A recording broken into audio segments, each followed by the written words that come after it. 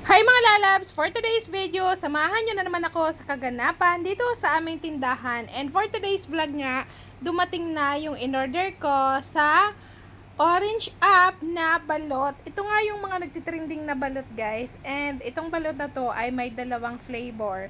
So yung isa, ito nga ay yung 5 spices at yung isa naman ay yung spicy. So, ito na. Bali, ang in-order ko ay 10 pieces nung 5 spices at saka 10 pieces din nung spicy. And, ang binayaran ko, bali, 478 kasi nga may discount. Ayun, may gumamit kasi ako ng voucher. Kaya medyo naka-discount. And, ito na nga, the moment of truth, titikman na natin. And fairness, masarap siya guys. Ang una kong tinikman pala mga lalabs is yung maanghang, yung spicy. And talagang ang sarap niya. Ito hindi to mainit ha. Wala pa tong kasamang suka. So pwede niyo tong lagyan din or magtimpla kayo ng suka niyo. Mas sasarap pa siguro siya lalo kung yung timpla nyong suka is aakma talaga sa panlasa niyo. Pero kahit hindi na siya mainit, hindi siya or wala siyang kasamang suka, pagka kinain niyo masarap talaga in fairness ha. Medyo hindi to honest review lang to guys, so hindi man to pinopromote or whatever, so sariling pera ko yung ginastos. And ito ay talagang masasabi kong masarap siya. Gusto ko yung lasa, kakaiba yung lasa niya kasi di ba pagka bumibili tayo ng balot na yung typical na tinitinda sa mga is walang lasa lalagyan mo pa ng suka at asin para maanuhan mo yung lasa niya talaga. Ito templado talaga siya and masarap siya.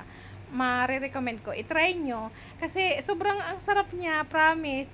Pero pwede naman daw to initin or kahit ibabad nyo lang siya sa magpakulo kayo ng tubig tapos lagay nyo sa bowl tapos ibabad nyo siya, pwede daw ganon. Pero ito kasi kakarating lang, so na-excite nga ako and gusto ko na siyang matikman.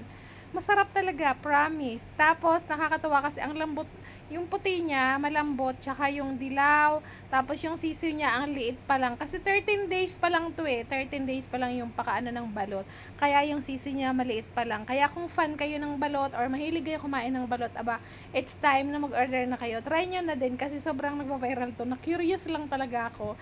And nung isang pa kasi, parang last week ata yun, sabi ni Anthony, bibili daw kami ng balot or gusto niyang kumain ng balot, ganyan. Tapos sabi ko, wag na, or di kaya nalilimutan na namin, minsan naman na wala na kaming time bumili pa. Tapos sabi ko sa kanya, itry kaya natin yung nagva-viral na balot ngayon na nabibili online. And yun nga, sabi niya, sige, order daw kami. E yun, nag-order nga ako. And ang bilis lang, para in-order ko to nung isang araw, tapos ngayon, pangatlong araw, na-deliver na siya.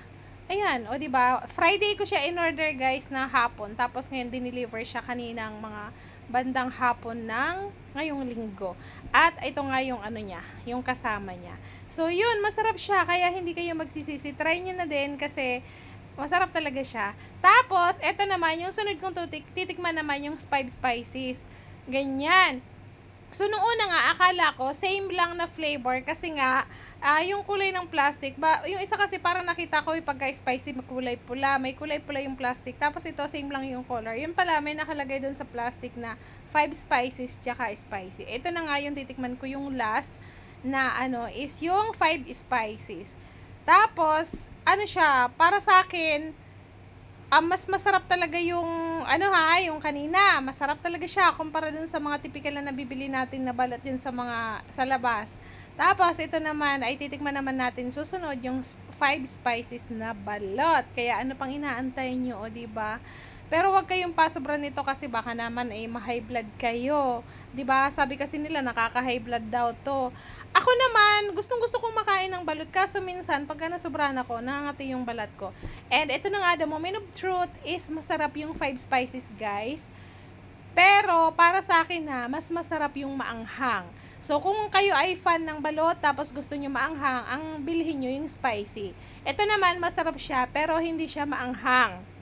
Hindi siya maanghang 5 spices yung ito.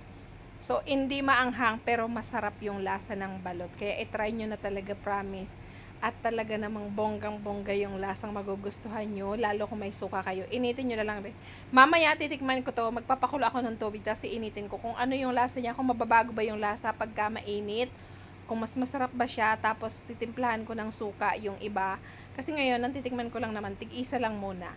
Tapos mamaya pag uwi sa bahay, magluluto ako or gagawa ako ng suka. Tapos, ayun, mag-init ako ng tubig para initin ko to and titingnan ko kung magbabago yung lasa niya. So, yun lamang for today's video and maraming salamat sa mga nanonood ng aking videos. And, syempre, huwag kalimutan mag-like, share, and follow. At, syempre, pipili pa rin tayo ng palaging nag-share at naka-follow sa aking page na may bibigyan ng munting regalo. Kaya naman, ano pang inaantay nyo? Like and share and follow. Don't forget, i-share nyo rin sa mga groups para naman isa kayo sa mapili na mabibigyan ng munting regalo. Maraming salamat mga lalabs and don't forget to like, share, and follow. Bye! I love you all guys! Happy